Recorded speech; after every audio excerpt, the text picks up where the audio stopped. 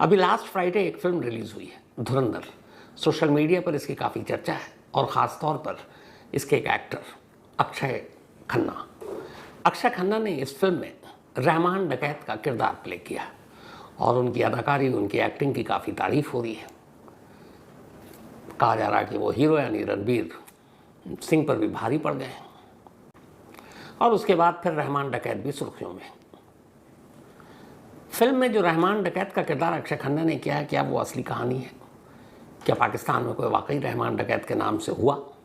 और अगर हुआ तो क्या फिर वो वैसे ही था जैसा अक्षय खन्ना ने इस फिल्म में उस किरदार को पर्दे पर उतारा है?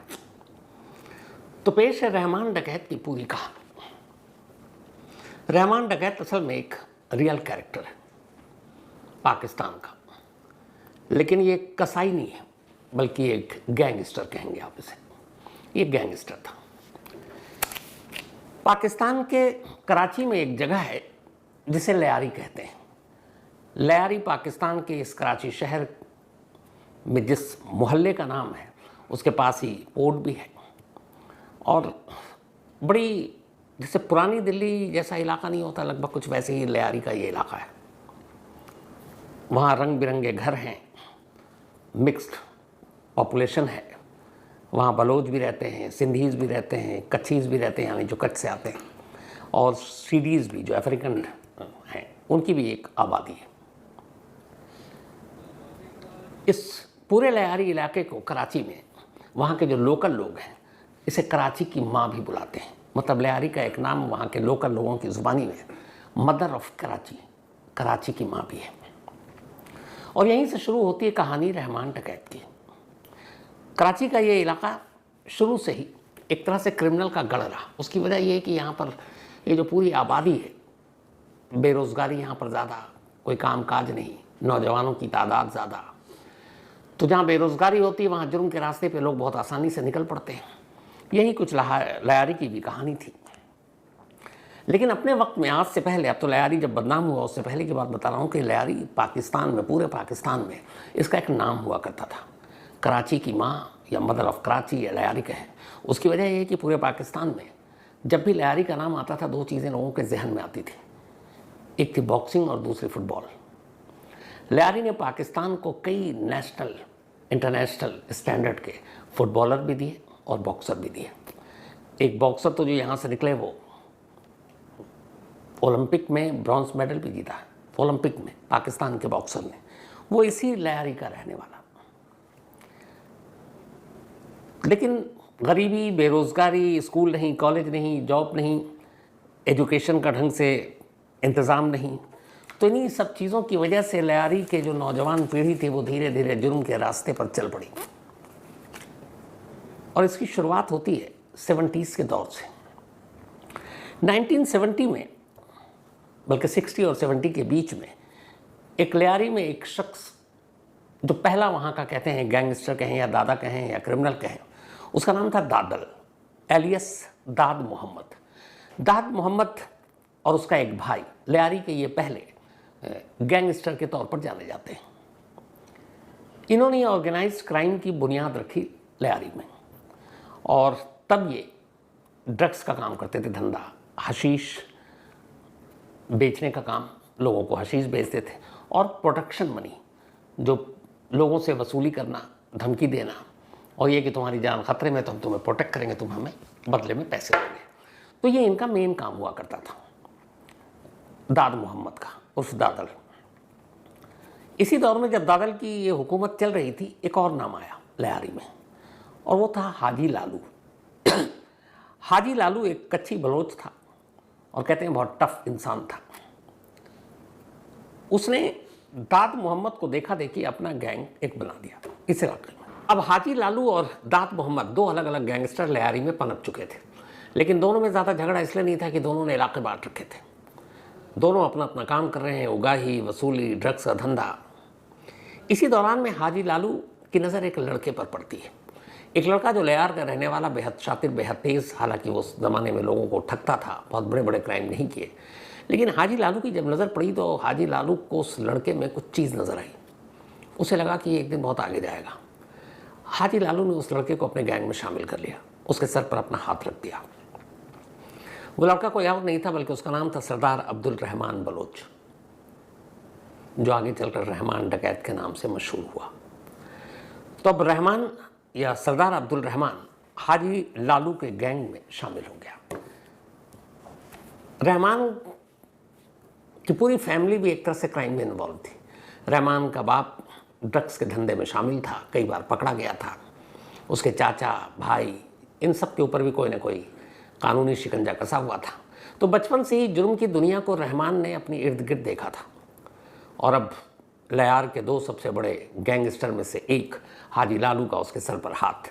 फिर क्या था, देखते ही देखते अब रहमान जो है एक बेहद करीबी और ख़ास बन गया लालू का। और अब उसने छोटे मोटे ये जो ठगी और सारे काम करता था उसको छोड़कर बड़े बड़े लोगों को धमकाना, वसूली, कत्ल करना, सब हाजी लालू के इशारे पर करने लगा। किडनैपिंग का 80s के बाद इन लोगों ने किडनैपिंग का धंधा भी शुरू कर दिया। फिर रैंसम मनी के तौर पर बहुत सारे पैसे लेने लगे। 1980 में ऐसा हुआ कि एक बहुत बड़े लयार के ही एक अमीर शख्स का किडनैप कर लिया गया।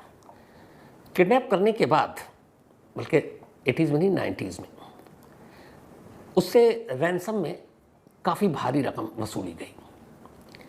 इस रकम को जब हाजी लालू के पास ले जाया गया तो पहली बार ये हुआ कि हाजी लालू को रहमान पर शक हुआ कि किडनैपिंग के एवज में जो फिरौती की रकम यानी रैंसम मनी मिली उसमें रहमान ने कुछ धोखा किया है, कुछ पैसे हड़प लिए।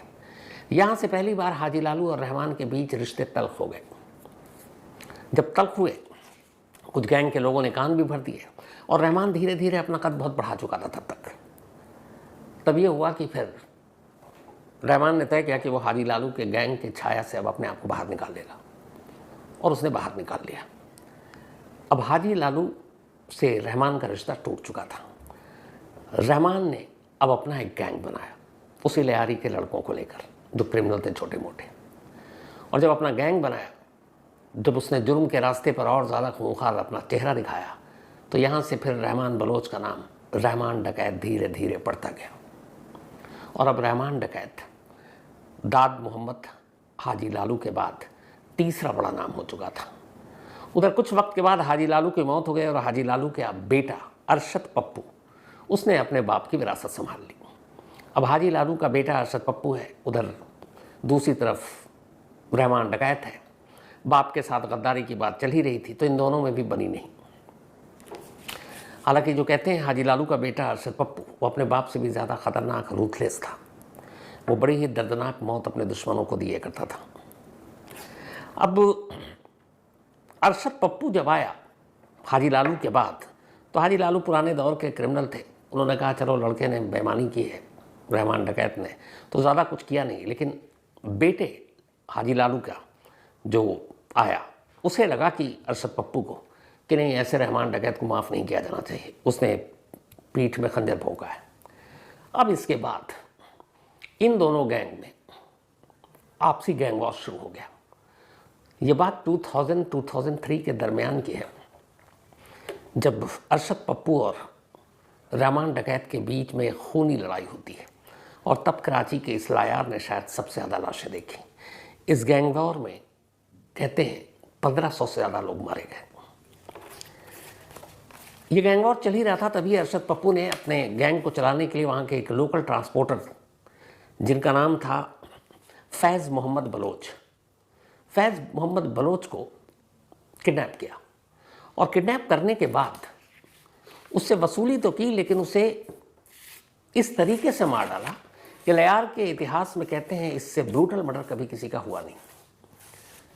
मतलब उसके लाश के छोटे छोटे टुकड़े करके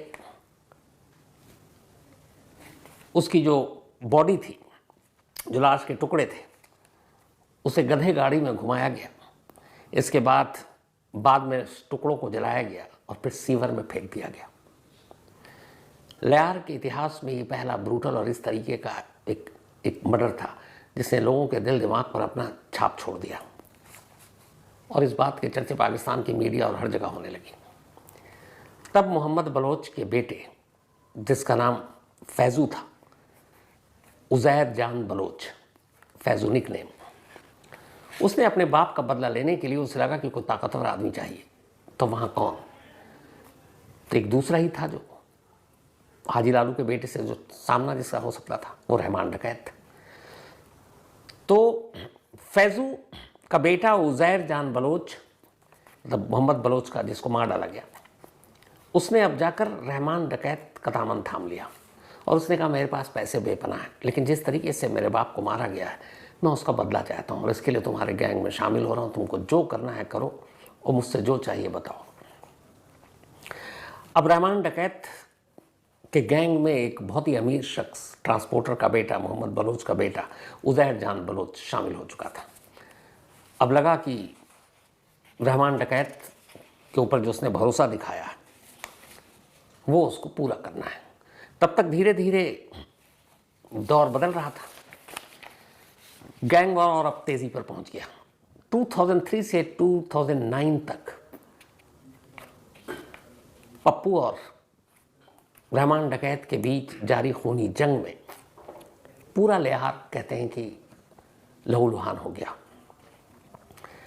पुलिस नाम की कोई चीज़ ही नहीं थी और तब तक यहाँ पे पॉलिटिक्स भी शामिल हो चुका था जैसे होता है।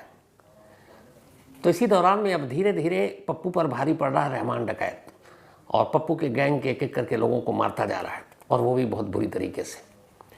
तभी रहमान डकैत को एक आइडिया आया, वो ये कि अगर गैंगस्टर बनना है और बड़ा नाम कमाना है तो नेताओं के सर पर हाथ होने ज़रूरी है। इस इलाके में लियार में उस वक्त पाकिस्तान पीपल्स पार्टी बेनज़ीर भुट्टो की जो पार्टी थी उसका दबदबा था। हर बार चुनाव में, जनरल इलेक्शन में यहाँ से पीपीपी का ही कैंडिडेट जीता करता था। रहमान डकैत पीपीपी को ज्वाइन कर लेता है, बेनज़ीर भुट्टो की पार्टी को, और पूरे लियार में वो गारंटी देता है कि सारे वोट आपको मिलेंगे। अब पीपीपी के सारे नेता, मंत्री, उनके जो पुलिस अफसर हैं, अब वो रहमान डकैत को एक तरह से अपना शरण दे देते हैं। इसी के बाद पीपीपी ज्वाइन करने के बाद रहमान डकैत 2008 में एक पीएसी नाम से संगठन बनाता है, पीपल्स अमन कमेटी, मतलब शांति के लिए। एक सोचिए, गैंगस्टर शांति के लिए कमेटी बना रहा, पीपल्स अमन कमेटी, और इसका ढिंडोरा पीटा गया कि इससे लोगों में शांति और पूरे लियारी में सब खून खराबा बंद करने के लिए बनाया गया। लेकिन जो असल मकसद था वो ये था कि पीपल्स अमन कमेटी में उन्हीं लोगों को आगे रखा जाता था जो रहमान डकैत के गैंग को शामिल करते थे। यानी ये एक कवच था कि ये पीएसी का मेंबर है, मतलब रहमान डकैत का मेंबर, उसको कोई टच नहीं करेगा। तो पीएसी का मेंबर बहुत सारे लोग इसलिए बने क्योंकि उन्हें रहमान डकैत से बचना था। और ये रहमान डकैत के गैंग का असल में ओरिजिनल नाम यही रखा गया था, पाकिस्तान पीपल्स अमन कमेटी। इसके बाद सरकार का संरक्षण, पाकिस्तान पीपल्स पार्टी का सर पर हाथ, पीपल्स अमन कमेटी के नाम पर गैंग का विस्तार, देखते ही देखते रहमान डकैत की तूती बोलने लगी। ड्रग्स का धंधा पहले ही था, extortion racket, kidnapping, illegal gambling, ये सारी चीज़ें अब लियार में रूटीन बन गई और किसी की हिम्मत नहीं होती कि कोई टच करे, क्योंकि रहमान डकैत का ये सारा नाम था इन सब चीज़ों के पीछे। जब पैसे आए और रहमान डकैत ने पॉलिटिकल पार्टी ज्वाइन किया तो उसे एक और चीज़ लगी कि लियार में अगर क्राइम करना है और लियार में ही रहकर हुकूमत करनी है तो यहाँ के गरीबों को अपने साथ ले लो। अब उसने एक और काम किया, पैसे तो बेबिना कमा लिए, अब उसने गरीबों के लिए काम करना शुरू किया। अगर किसी के घर में पानी नहीं है तो वो पानी की प्रॉब्लम को सॉल्व करवाता, राशन भेजता फ्री का, और यहाँ तक कि उसकी अपनी अदालत होती। लियार में अगर कोई चीज़ होती तो उसकी अदालत में खुद रहमान डकैत ही फैसला करता। लोगों की मदद करना, गरीब लड़कियों की शादी करवाना, राशन पानी, देखते ही देखते अब रहमान डकैत लियारी में एक रॉबिन हुड की इमेज पा चुका था। एक बड़ा गैंगस्टर और अब रॉबिन हुड। ये सब कुछ चल ही रहा था, लेकिन उसके मन में अब भी था कि अरशद पप्पू से बदला लेना है, क्योंकि अरशद पप्पू को मारे बिना वो बलोच और उस ट्रांसपोर्टर के उसका बदला ले नहीं सकता था। बदला लेने के लिए अब सरकार का जब सर पर हाथ आया तो वो और ज़्यादा ब्रूटल हो गया। अब कट्टे, छुरियाँ, चाकू, इनके मुकाबले में अब उसके पास रॉकेट लॉन्चर आ गए। AK-47 तो लियारी में ऐसे गूंजती थी कि जैसे लगता है कि बस पटाखे ही छूट रहे हैं। खून खराबा इस कदर होने लगा कि हफ्तों हफ्तों लियारी के स्कूल कॉलेज बंद हो जाते हैं। बच्चे बाहर खेलने से उनके माँ बाप ने भेजने बंद कर दिया, क्योंकि कभी भी किसी सड़क पर कहीं भी गैंग वॉर शुरू हो जाता पप्पू और रहमान डकैत के बीच में। महिलाएं बाजार नहीं जाती थी खरीदारी करने, कि निकली ही पता नहीं कौन सी गोली कब किधर से उनको आकर लग जाए। इस दौरान में एक कहानी आई रहमान डकैत को, जिसने उसका खूंखार चेहरा सबसे ज़्यादा और दिखाया। वो ये कि एक बार रहमान डकैत को ये शक हुआ कि जो उसकी माँ है वो पप्पू गैंग और पप्पू के फादर जो थे हाजी लालू, तो हाजी लालू के गैंग में जब रहमान डकैत था तो हाजी लालू के साथ तो रिश्ते अच्छे थे, हाजी लालू का घर भी आना जाना था, तो रहमान डकैत के साथ उसकी फैमिली के साथ भी जान पहचान थी, दुआ सलाम थे। लेकिन कई ऐसी चीज़ें हुई जिससे लगा कि कोई घर का भेदिया है जो हाजी लालू और उसके बेटे पप्पू को इन्फॉर्मेशन लीक कर रहा है। कहते हैं कि कुछ अपने ख़ास लोगों के बाद उसे पता चला कि असल में घर का भेदिया कोई और नहीं बल्कि खुद रहमान डकैत की अपनी माँ है, उसकी अम्मी है। उसने इस सोर्स को कहीं और से भी पुख्ता किया, खबर को पुख्ता किया, और कहते हैं कि जब उसे यकीन हो गया कि उसकी माँ ही भेदिया है तो रहमान डकैत का सबसे खूंखार चेहरा लियारी में उस दिन देखा गया जब ये कहा गया कि उसने अपनी माँ को गला घोंट कर मार डाला और मारने के बाद अपनी माँ को उसी की चुनरी से पंखे में लटका दिया और ये कहा कि माँ ने अपनी जान दे दी। लेकिन रहमान डकैत के करीबियों ने बाद में खुलासा किया कि असल में रहमान डकैत ने खुद अपनी माँ को मार डाला था, सिर्फ इसलिए कि दुश्मन गैंग से वो मिली हुई थी। हालांकि इस कहानी में कितना दम है या इसका मतलब एविडेंस कहीं नहीं मिला, लेकिन ये कहानी पूरे लियारी में और पुलिस फाइल में तैरती रहती है। ये सब कुछ चलता रहा, रहमान डकैत का कहर टूटता रहा। लियारी अब एकदम एक जंग का मैदान, मामला मीडिया तक भी आया। अब ये हुआ कि सरकार को लगा कि ये तो कुछ ज़्यादा हो रहा है, तो कुछ करना चाहिए। तो फिर सरकार ने पुलिस को खुली छूट दी और कहा कि भैया लियारी को साफ करो और ये रहमान डकैत और पप्पू का कुछ इंतज़ाम करो।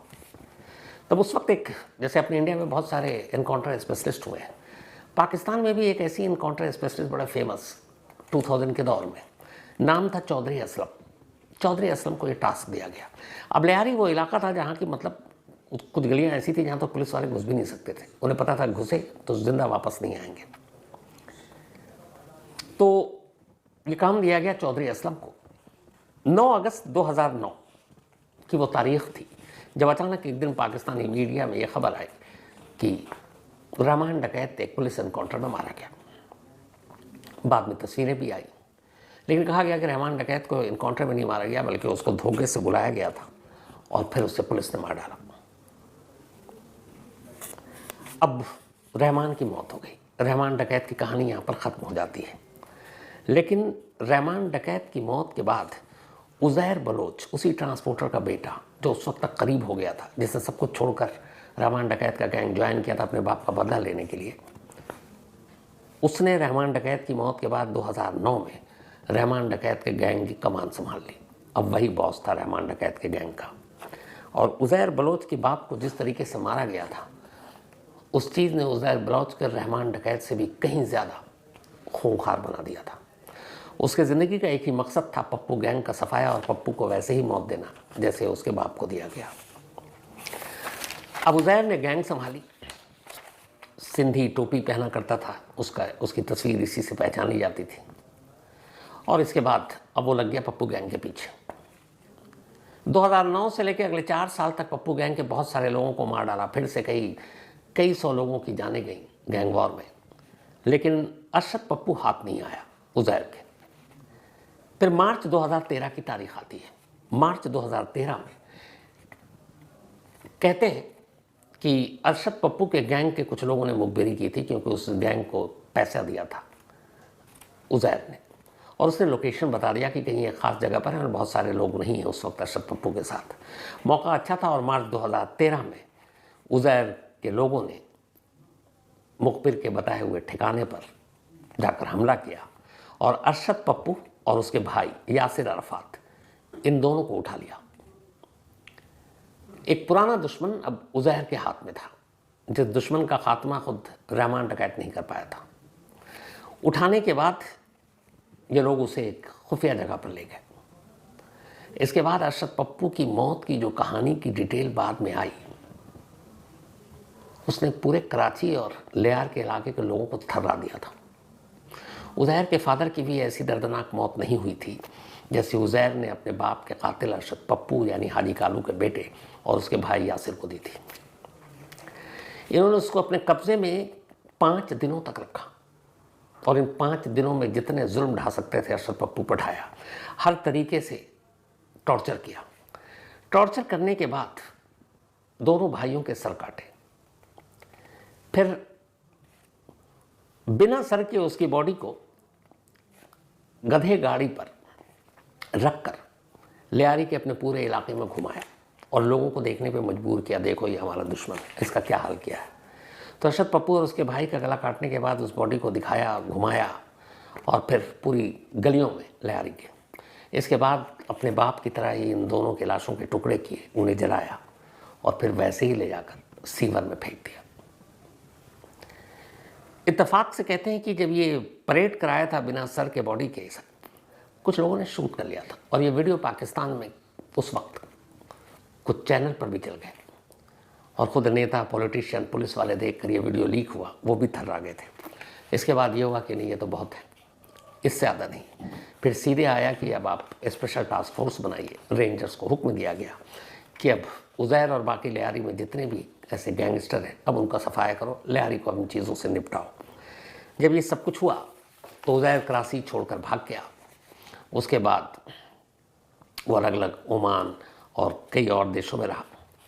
फिर जो बाकी के छोटे मोटे लोग थे वो भी वहाँ से निकल दिए और सब अलग अलग देशों में चले गए। कहते हैं कि सिर्फ उज़ैर और इस पप्पू के गैंग वॉर के बीच में 2000 लोग मारे गए थे। उससे पहले कि जब रहमान डकैत था उनकी अलग कहानी थी। 2016 में उज़ैर बलूच वापस पाकिस्तान पहुंचा। पाकिस्तानी रेंजर्स को पता चला और उन्होंने कराची के बाहर से उसे अरेस्ट कर लिया।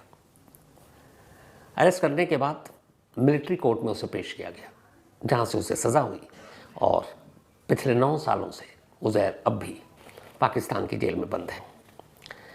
जो दूसरा एक क्रिमिनल और था, बाबा लाडला, जो पप्पू के गैंग से था, पप्पू की मौत का बदला लेने के लिए आया था। 2017 में उसके बारे में भी जानकारी मिली, वापस कराची आ रहा और रेंजर्स के साथ एक शूट आउट में मारा गया। 2018 में गफ़ार ज़िक्री, जो आखिरी लियार का इन सारे गैंग के बाद एक नया नाम उठा था और लग रहा था कि अभी ये सिलसिला अभी भी आगे चलेगा, उसका नाम था गफ़ार ज़िक्री।